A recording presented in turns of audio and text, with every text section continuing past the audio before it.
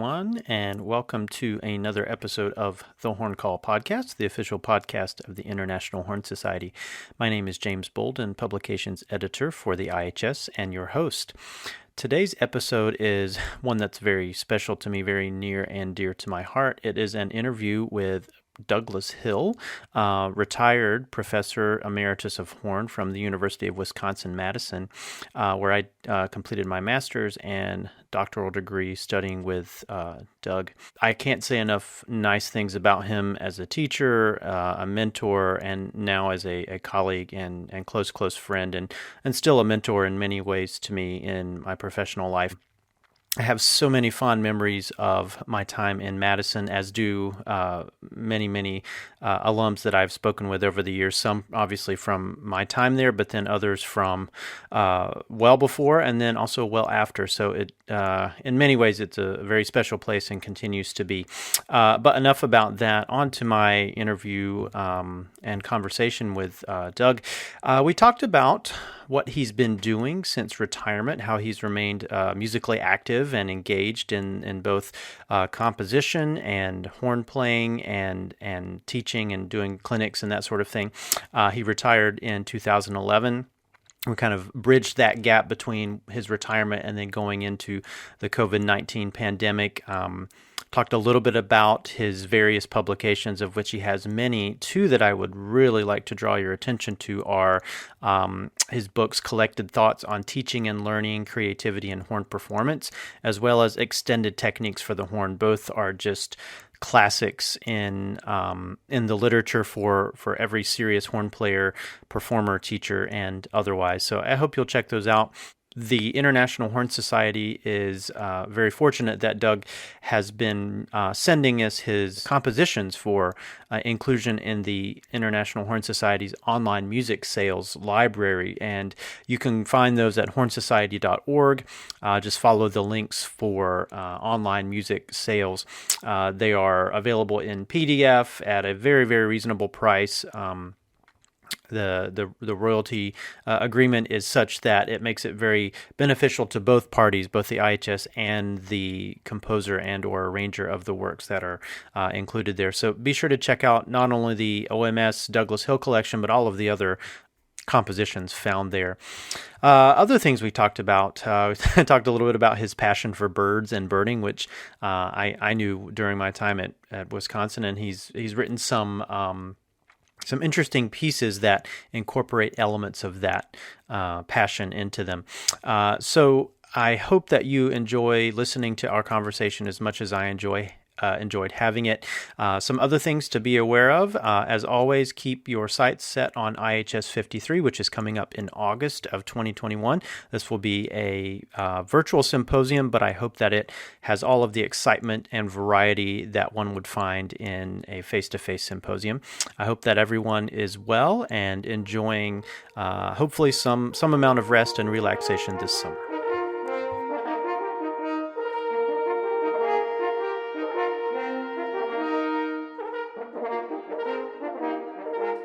But yeah, I'm so glad you were willing to do this, and we could talk for hours, I'm sure, as we did in lessons and that sort of thing. But I thought a good place to start might be to kind of talk about, so you retired from UW-Madison in 2011, and where did things go from there? Did you find yourself, as many people, my parents are both retired, they kind of trying to search around and figure out what you're going to do with yourself. And was that a challenge for you? And what have you been doing in those years since you've retired? Oh boy. It was thought about before. My wife and I talked a lot about in retirement, where would you like to go? Would you like to go to the Southwest and live in Arizona, or go do some sort of other environment? And what do we want from a town that you're living in when you retire? And it just kept coming back to Madison because this has been a town that we have loved for since 1974, so that was a large part of it. Is that we kind of wanted to do the things in the city of Madison that we didn't have time to do because there was so much to do, wonderful restaurants, et cetera, and so forth. We also became a little more actively involved in the Unitarian Church, which is where we had attended to some extent, but became much more active over there in that we were sort of building up new friendship relationships and so forth. And so that became pretty active. And actually, over a period of a year, not too long ago, 3 or 4 years, 2 years ago, I was tapped to chair the committee to pick the new choir director. So we, that came up right to the very end. So I had to jump on the phone and move on that, because the next day I was having lung surgery. So this whole thing had happened on the way up to my diagnosis was I had a very small stage 1 lung cancer situation that had to have an operation and removal of a lobe, which is another. So let's carry that over into what have I done on the French horn lately. And that's 15% less lung capacity that I've got now than I used to, and so forth. So basically, even before that, I had pretty much stopped playing. The horn itself, I played a little bit for the first couple of years, did a little extra playing now and then. But part of what was happening to me also is, this is old. You're talking to an old guy, right? I'm 75. Next week, I'm 75 years old. But I've got arthritis in both thumbs and in my hands. And that thumb valve, I really like to be flat side. And I liked holding up my horn on my right hand, and that's right there on that. And so there was some pain issues there that were starting to increase, and they're hanging in there. It's okay. But basically, there are these issues. But also, I have another instrument that when I was back in junior high school, and all the way through college, that paid my way. And that was playing jazz string bass. So I thought, well, this is a time to take out my bass and see what can happen. So during 5 or 6, probably starting about the second year of my retirement, for the next 5 or 6 years, I was playing in a group called Full House Quintet, which was just an improvisation group that met over at Joan Wildman's house. And Joan was a faculty person that I had known, and she'd been retired for a while. And she was jazz and theory and constantly teaching us all the time. But it was really fun, and she's a very contemporary, aggressive, avant-garde-ish kind of player. And so this group went both ways, as we were all kind of trying to reach towards her, and she was trying to reach back to playing tunes and playing chord changes and learning songs, because she'd never really done a whole lot of that. So it was a real group, really, really nice group. It was made up of a typical jazz quintet. It was, when we started, it was 2 bassoons, viola, violin, and jazz bass. That's our quintet. Very typical, right? Very typical jazz quintet. And we each of us wrote songs, and we produced 5 different CDs, 100 copies of, one of those things, of your front room CD production, and, shared it with friends and family. But we all wrote tunes of our own and learned to play them and improvise on them. Every one of them had to be had some improvisational elements involved. And so that was great fun. So I started writing a lot of songs, a lot of tunes. And we were playing once a week. We'd get together and do that stuff. And the bass playing was coming along, getting a lot better. For some reason or other, my thumbs didn't get hardly involved in that, because I don't play correctly with my left hand anyway. I fist it, And my right hand, it's the fingers, the index and second finger, or third finger, whatever it's the second valve, Those 2 fingers are the only ones I use in the right hand, and it was just great fun, and we just did what we could do as long as we could. The bassoon faculty member, who was one of the 2 bassoon players, he switched to clarinet. And so we were then a quintet of clarinet, viola, bassoon, string bass, and piano. That's awesome. And I did a little native flute thing, and I played a few percussion things on some of our recordings, some rattles and so forth. Anyway, so that was fun. That was a big part of my being musically active, that and singing in the church choir, which I don't sing at all. So the choir was just a thing that I was doing mostly as a friends and family. Karen was doing a lot of librarian work. So that's basically it, is what those things were. But then sitting here at home in my cave, here in the basement of the house, I've been involved in a lot of the compositions that were sitting in the drawer. I looked back over a lot of the old ones and started writing a few little things. A few people asked me to write some pieces, and so I don't know how many have come since 2011, but there have been a few, and it's been in the dozens, I would say. Yeah, for sure. And the motivation is, of course, the online music sales group who invited me, and I will be forever indebted and gratitude for the fact that you've allowed me to present a collection of these pieces and make them available through the Horn Society, and hopefully make some money for you guys.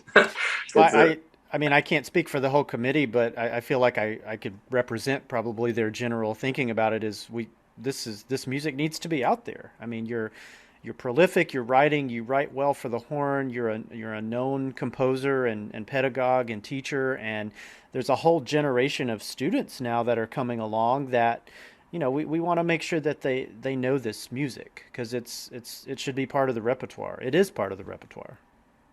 Well, thank you. I appreciate that a lot. So it's been, and you guys have been very helpful in at times putting together,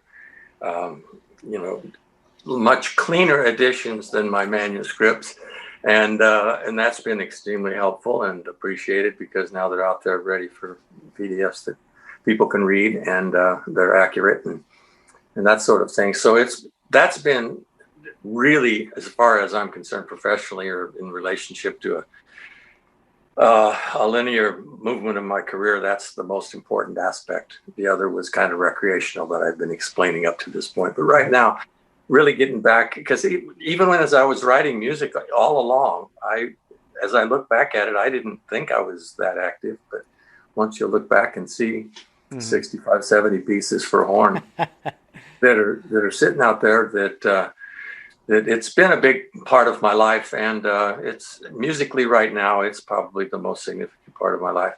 It is getting these things together and making them available, and hearing about people playing, getting some responses, and every once in a while hearing a recording or two from what people have done. And so that's been great fun, and I'm not quite stopping with that. As you know, I've written this article. Yeah, so this is going to be in the May 2021 issue of the Horn Call, and this is, I actually had a kind of to stepping back a little bit. So it never occurred to me to ask you. I'm sure you're familiar with this. The students get so wrapped up in being a student that they never think what's it like to be a professor till they're actually in those shoes and looking at things. And I don't know how you ever found the time to compose. Were you mostly doing it in the summer, or kind of just grabbing a few minutes here and there? It was almost totally summer. Okay. And so it got to be sort of a research-like thing, because I got kind of interested in researching third stream concepts and music. Well, I did a 5-year period of Native American study, where I just was learning the Indian flutes and the percussion, and got a lot of those, and wrote pieces for dance. And I even wrote a piece for the Omaha Symphony and the Omaha Indians.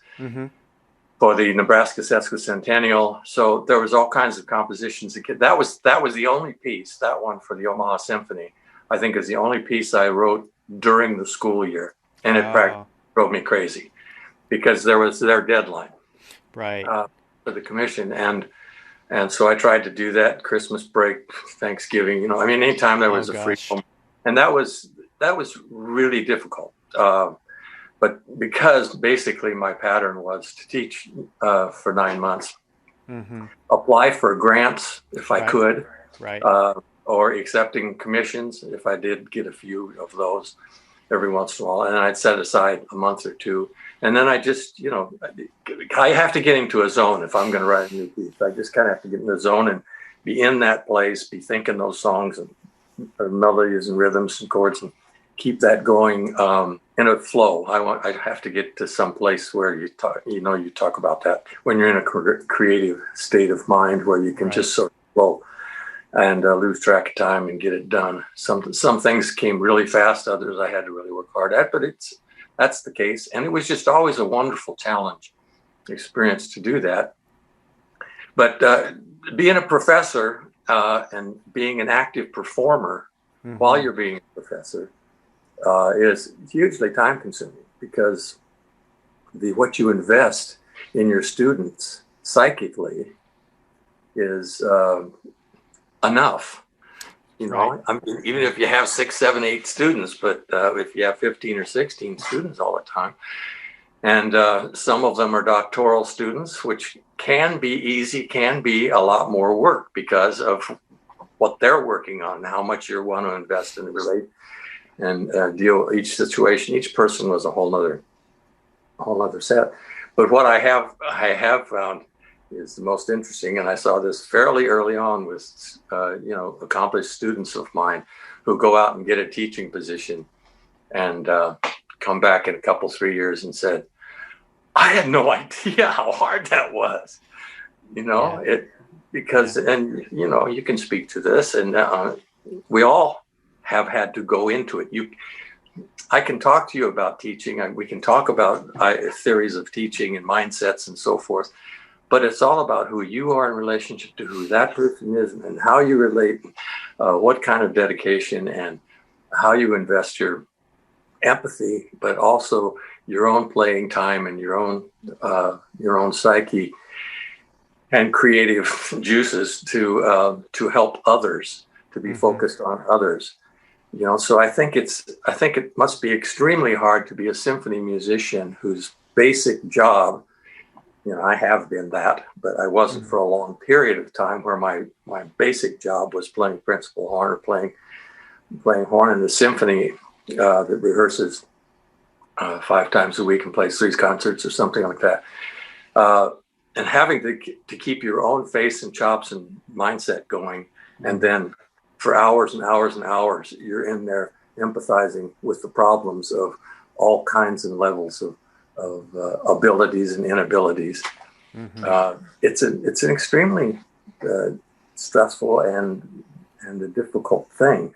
And then what about writing music on top of that? Well, that's why I kind of pretty much set it out to the summer, because I didn't then teach very much in the summer. Did you find that having that break, and well, not even really a break, but having that change in gears and change in momentum in the summer of devoting yourself to composing projects and grants and that kind of thing, did you find that helped you recharge, and did you feel rested and refreshed come September when it was time to get back into the swing of things?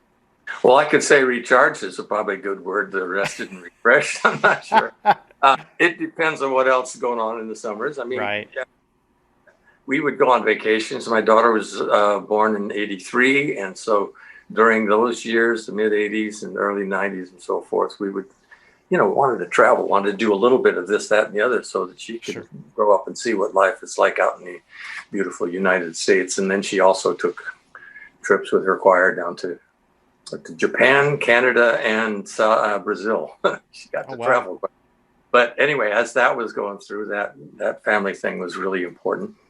So the summers were, it was a recharging in the fact that it was stretching out. And this, and if anybody has read or seen my book on collective thoughts, diversity is what I think makes the performer. A performer who teaches is probably a better performer. A teacher who performs is probably a better teacher. A teacher who composes is probably a better performer and teacher. And, a composer who can improvise is probably even much farther along. Basically, the diversity, I really like the breathing aspect of 9 months on, 3 months on composing or on family, or having a lot more time to do that. Sure. But having been at home and not touring a whole lot, but during the middle years, my wife and I did a lot of performing on tour, a lot more before Emily came, Mm-hmm. but even a little bit afterwards, and we recorded and did some of that sort of thing. So that was really wonderful and important, and I sort of missed doing some of that as time went on. But playing in the Madison Symphony was just about enough. So that's another part of the breathing during the year too, Mm-hmm. is having a concert maybe once or twice a month, and Right. not rehearsals every night. Right. But then the symphony started to get a whole lot busier. Mm-hmm. In the late 1990s, we got a new conductor, and it was improving greatly. And we got a new hall, and things were wonderful in that way. But by around 2003 or so, Mm-hmm. I decided to stop playing in the symphony because it was getting to be almost a full. Whenever the symphony had a concert set coming up, it was like a full-time symphony orchestra. Right. Rehearsals, and so that was all day and all night, all day and all night. What happened is I had an ailment that they couldn't figure out. I was coughing, and I couldn't stop coughing a lot, and it was some sort of a strange thing that they had a number of exams and so forth. They never did quite figure it out. So, but I took a leave of absence from the symphony because you can't sit there and just before Oberon starts, you start coughing. It doesn't work. Right. People don't like that. But also, I had a recording session where we had to stop a couple of times because I was breaking into a cough.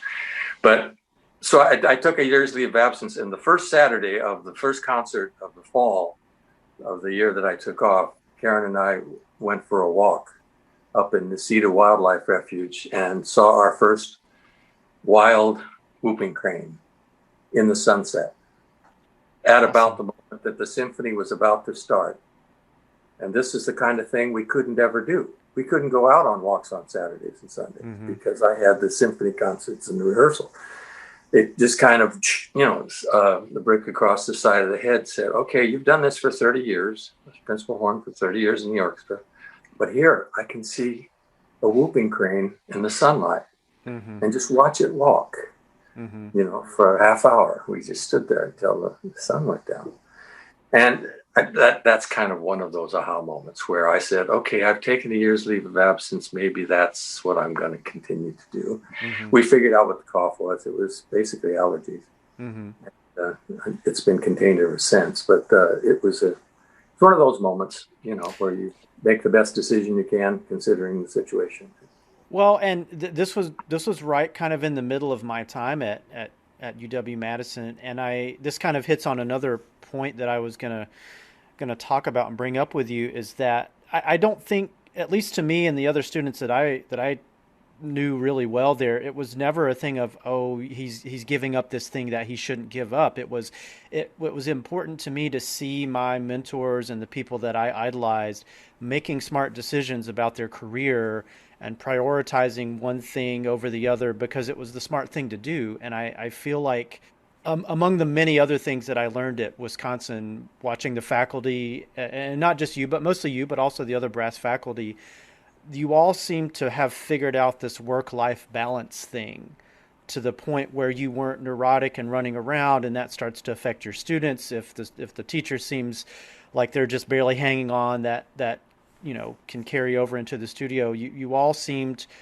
to be making it work. And it's not like it didn't seem like you were busy. You were, of course, very busy and keeping up your careers and your profiles and all those things. But it made a huge impact on me to see how well you all were keeping things together and making time for your personal playing and making time for your students and making time for your family. And I feel very fortunate that I got to see that, because I realize that that's not always the case, even at some really big programs. How great of you to say that. Thank you. That's neat, because I have no idea what you're seeing and what is affecting students as they're out there. But just be yourself, be honest, be true to the way you are. But it was that was a difficult time. A difficult time to give up the symphony, but at the same time, 30 years on, and you move ahead. the only constant is change. And that's one of my basic mantras, and it's helping me get through the last few months. No kidding. But, yeah, there's been quite a few changes for sure. yeah. And the other mantra, I was talking with my daughter about this, things turn out best for those who make the best out of the way things turn out. Absolutely. Which was a motto that I had posted up in my room all the time. Things turn out best for those who make the best out of the way things turn out. I'm not sure who that quote was. I've seen it attributed to 2 or 3 different people, but I got it from Nancy Becknell's husband. Anyway, that's interesting that you notice those things, because it is just people being people trying to make it through the day, and you can do it as well as you possibly can, and that means you're taking care of yourself, but you're taking care of the others that you're responsible for, and finding, I like the word balance. That's the trick. Absolutely. Now, did you ever, and you can be as detailed or as general with this as you like, did you ever in your career feel that you were approaching the point of burnout and realize, that maybe that Madison Symphony decision was one of those things, but did you ever feel like I've taken on too many responsibilities, or I can't continue to do everything this way? I need to maybe step back, or maybe I don't need to be on that committee, or maybe I need to go a different direction. That's something I think about a lot, kind of, I guess, being mid-career where I am. I'm seeing younger faculty, and then I see faculty who are, navigating retirement and that sort of thing. And I want to make sure that I try to be as effective as I can be for as long as I can be. And like you said, making the good decisions and trying to just get through it all and stay sane at the end of the day. Yeah. I think I never did reach burnout. Exactly. I blew my lip out once for about a month, but that's about as close as it got. But I never got to burnout, because I started in the Rochester Philharmonic right out of college, out of my bachelor's degree. I got the first horn job when Vern Reynolds retired. So I was really in a really wonderful place for being such a young guy. And I'd had a lot of wonderful opportunities, and a lot of the right place at the right time kind of situations took place. But so I got that position, but very early on in thinking of myself as a full-time symphony musician, I realized I personally wanted to work with other people more directly. I wanted to have teaching. So in Rochester, of course, there was Vern Reynolds and Milan Jancic were both in that town, and that's where the mature teaching was going to take place, and that's what was going to happen. So there was really no teaching place for me in that context. So I decided to try a university situation. I wanted to teach horn and play in faculty ensembles. Having a studio, having autonomy. Not being told exactly when to start, when to stop. Playing in a symphony is wonderful. I love that music. I'm loving it again. We're listening a lot to classical music these last 2 or 3 years, actually. And I'm listening back to all these tunes and having great and wonderful memories of all the playing that I was able to do. And I always loved playing in an orchestra, but if that was all I was going to do, and at that time, I was just trying to decide, who am I? What do I, where do I fit best? Sitting in a chair, being told what I'm going to play next, and then when I'm going to stop and when I'm going to start, and always sitting between the same 2 people. I think I probably would have burned out, because if that was what I was doing all the time, I don't know, because I didn't extend it long enough. But at the time, that was the best decision I could make, to try the college thing, and I really enjoyed working one-on-one with young people. We were all about my age at that time. So I was about 23, 24. So I went back to Yale and got the master's degree, which was a pedigree that I needed to get a college teaching position of the ilk that I wanted to have. And so, and then relatively quickly got up here to Madison, but went through Florida for 1 year, University of South Florida. And that was a good job. I would have stayed there. But when John Barrows passed, who was actually the man that I wanted to study with a master's degree for many years, but he was dying around that time, and so consequently, I studied from one of his students, Paul Ingram, who is absolutely wonderful example of lyrical beauty in the horn. I just admired so much his playing. So and got to perform with him actually a number of gigs in New York City while I was there at Yale. But when this job opened up here in Madison, I didn't think I could get it because I was 28 years old or something like that. And who was going to follow John Barrows? But I found out from the administration up here that they were looking for somebody young because they had too many people that were old. They're all going to retire at the same time, so they have to mix the ages in there. So they picked me because I was 28, I guess. But it was it was the perfect situation in that I had a woodwind quintet at that time and symphony orchestra and an established horn studio that all I had to do was to try to sustain it as best I could. And it was just, it was an absolutely wonderful, great career. But so I've deviated from it. But basically what I'm saying is that I've been so fortunate and have had so many right places at the right time kinds of situations happen. Of course, I was also ready for them at the time. I mean, I did practice. I was ready for the auditions. I was ready for the interviews. But still, those things don't always happen. They're not available for people. And it just turned out that I was capable of getting those opportunities and making something out of it. But because of the autonomy, because of the part of the fact that if I've got a studio and I'm in a situation like the one that I had here, nobody was telling me I had to teach 30 students. Nobody said that I had to do any. It was take the studio, do what you need to do, provide us with some good horn players so that our bands and orchestras are going to sound good and we can have some chamber music around here. So just be sure you kind of have enough people in your studio and get as good a ones as you can and, maybe even teaching something. But because of that, and because I was in a situation with such good people, I never really had to go any faster or harder than I was capable of doing at the time. Not really ever. After I was done being president of Horn Society for 2.5 years or so, the time that I spent there, that burned me out because that was on top of teaching when we were kind of reconstructing the society and putting it together.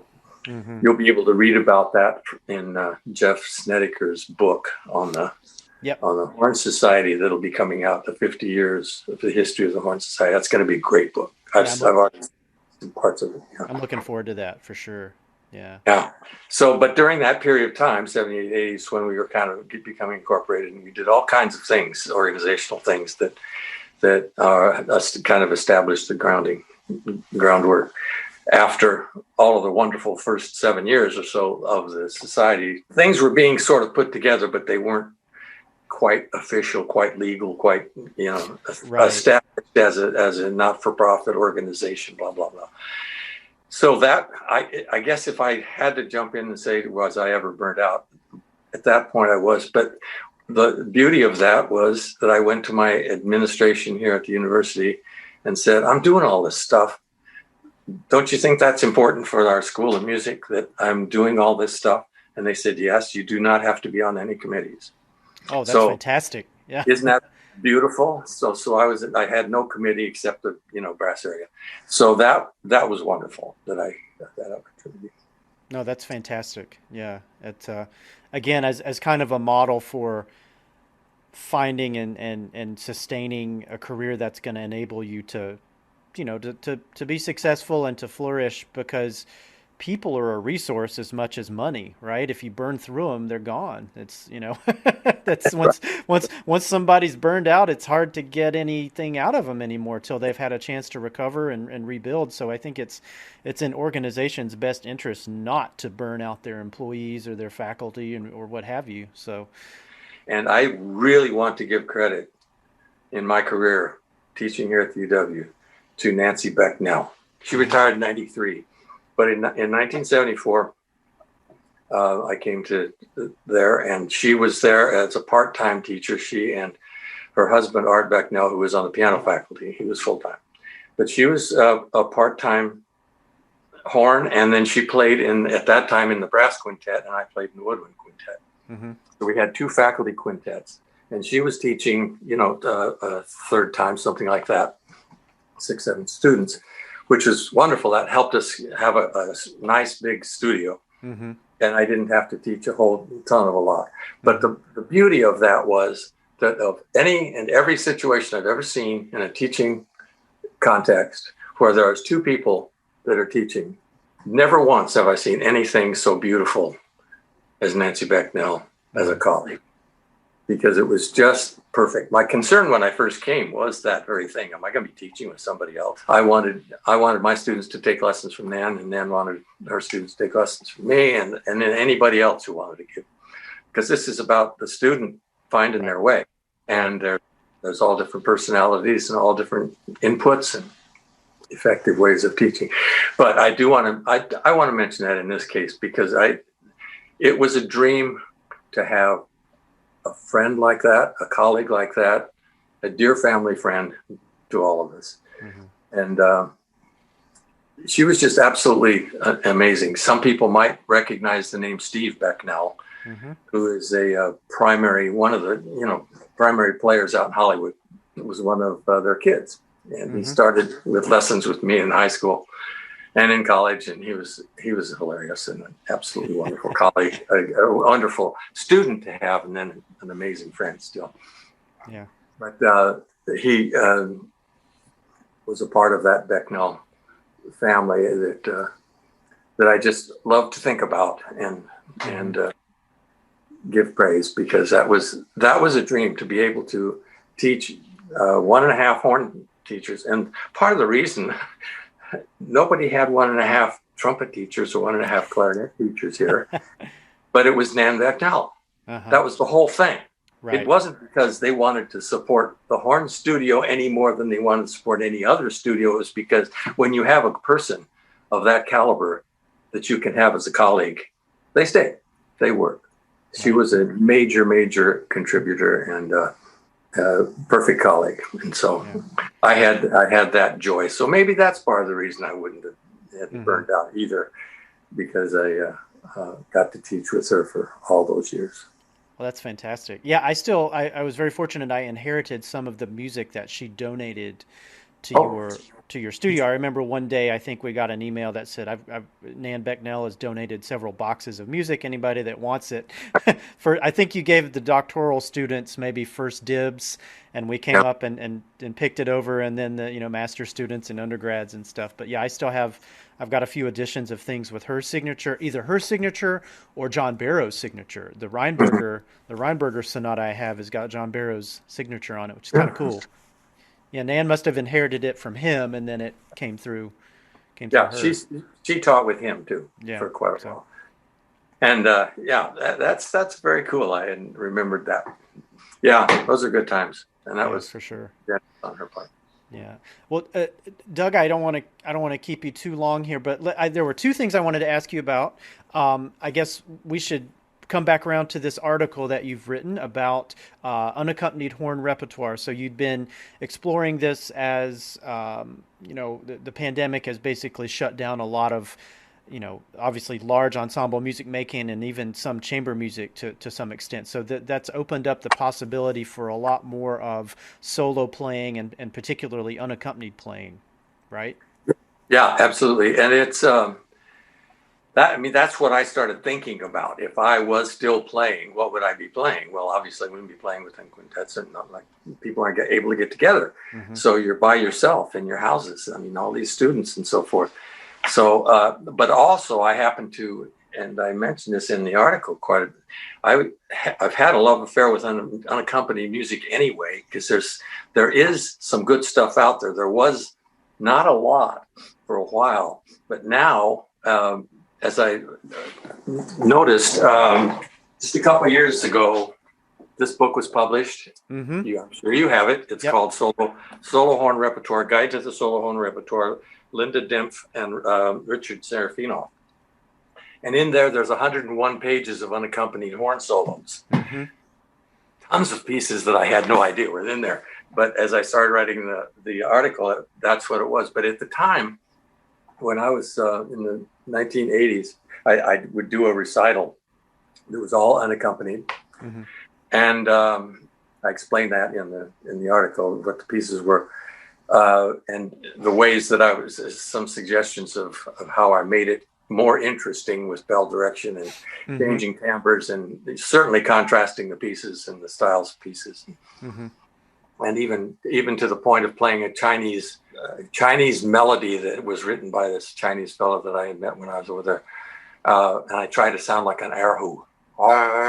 Put my tongue up like that inside my mouth when I'm playing, and it gives it a really, really kind of a honky erhu sound, and so and doing the kinds of gestures on the music that a Chinese erhu player would do. Anyway, those kinds of contrasts and just having fun trying to make unaccompanied interesting. Then also Gunther Schuller produced a recording of all unaccompanied pieces with me doing it. It was his last LP, which means it didn't get much circulation because everybody wanted to start buying CDs at that time, around 1986, 87.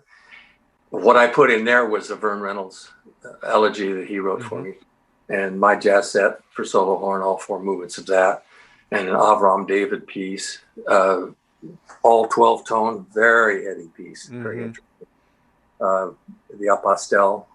And I did record Interstellar Call of Messiaen because I was performing that a lot. And the publisher would not allow that separate from the symphony. Right. So, somehow about 20 years later, I can't remember who it is, but I saw it on a CD as a solo.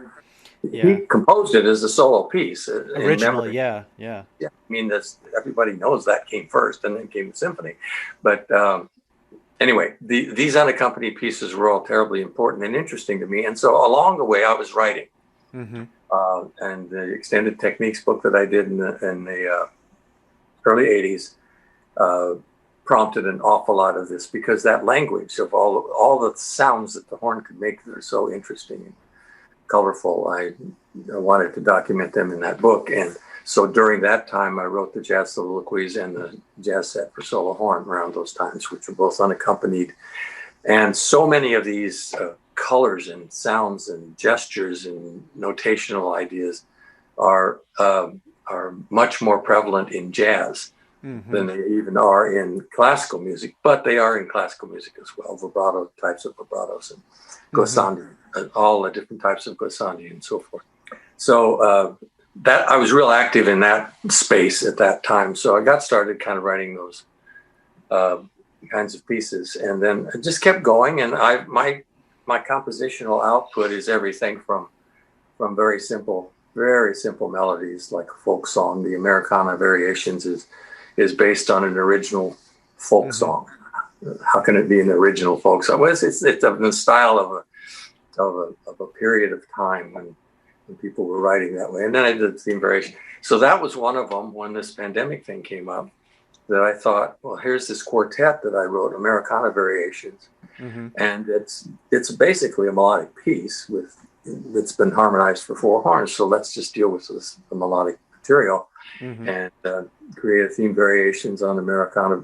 So that's one of the early things that I did this year to get things started.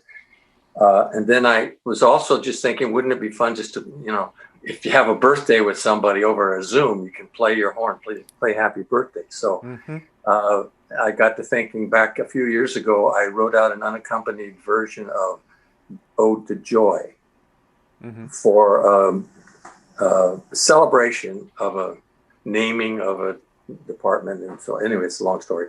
But I had written the Ode to Joy as just a sort of a celebratory solo to play for others. And it has all kinds of that kind of fun dancing around. And that was, I always kind of enjoyed playing it. It's kind of would be a decent little encore number. But I started writing out other songs, Amazing Grace, Going Home, Old Lang Syne, We Wish You a Merry Christmas, which became We Wish You a Hallelujah, because it's We Wish You a Merry Christmas, a Hallelujah chorus, and little jingle bells all together into one unaccompanied solo. I love and it. So It's called Familiar Melodies. And so I put together like there's 15 different melodies in 12 different pieces of just those kinds of things that you can play by yourself.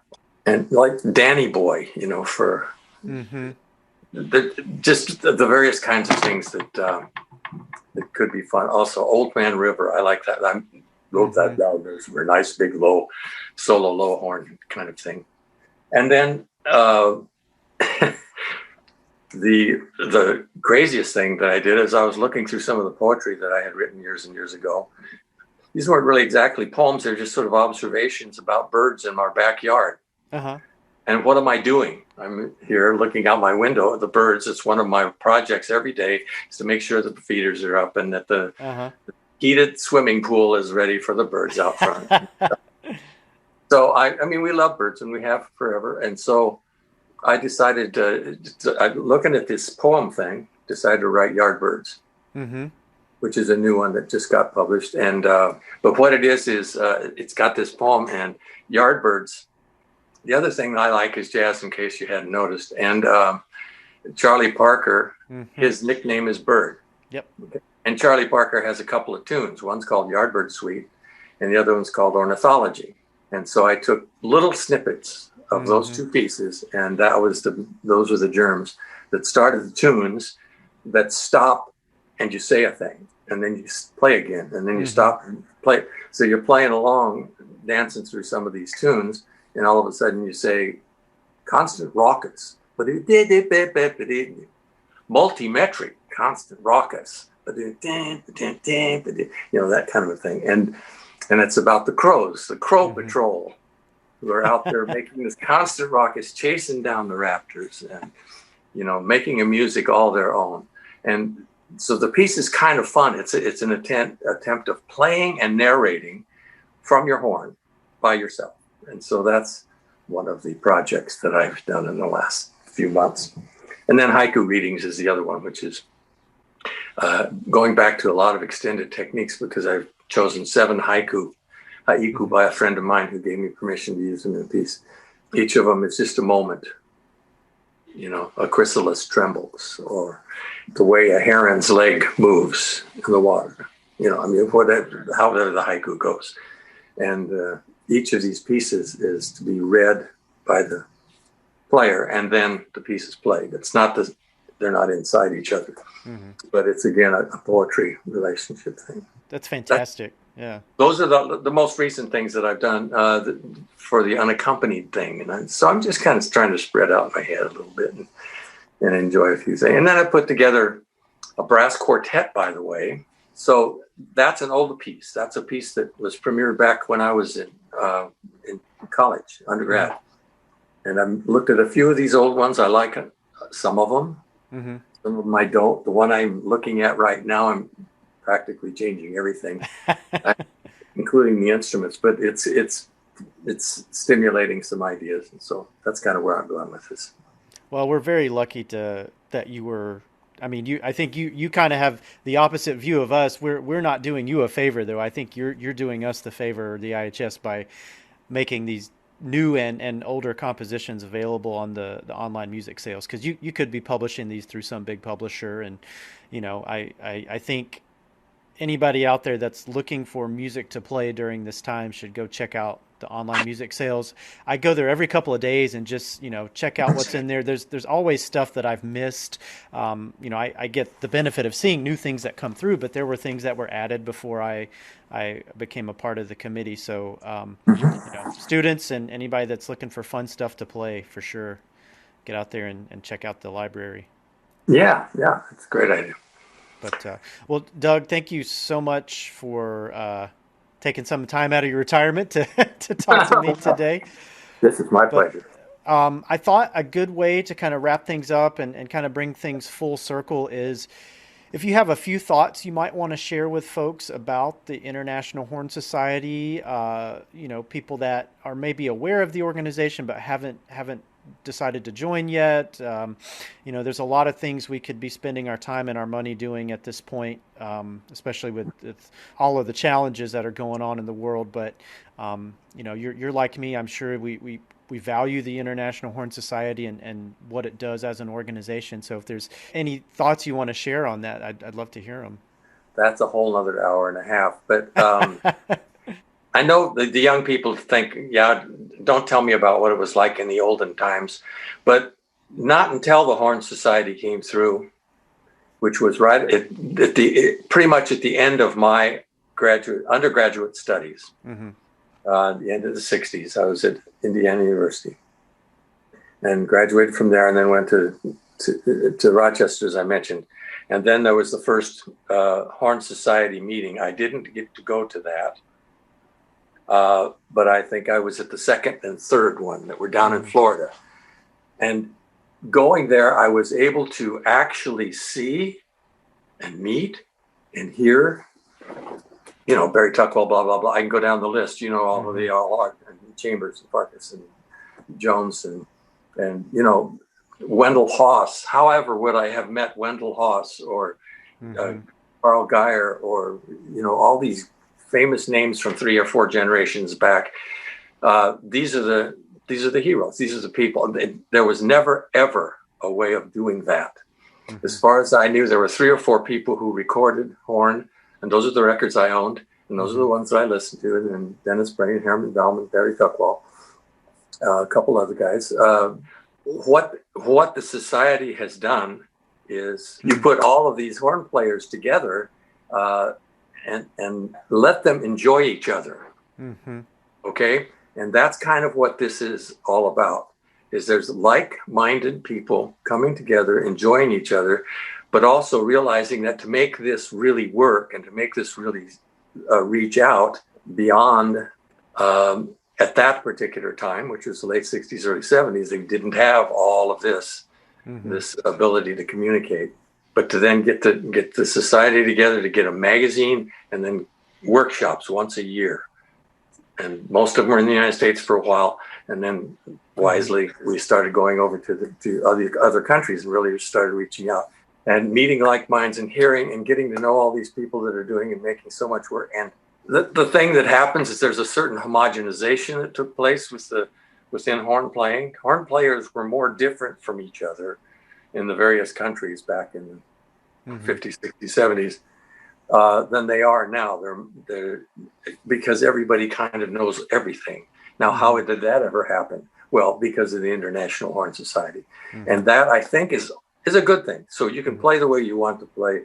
There's not these any restrictions, and there's all the opportunities to hear and know and listen and meet, and also opportunities for individuals to be seen and to make a contribution if they want to, because there was no format, there was no magazines, there's no opportunities to make the contributions to like minds. Call it it's just a society. I think that's a wonderful name for it, I guess, in that we can all be social, we can all be professional, we can all be organizational, and great people rise to the top, as well as get opportunities to make those contributions. So I think for performers who have a little bit more of an option to being seen and being heard through recordings and television, university people don't have that opportunity quite so much. So to some extent, academia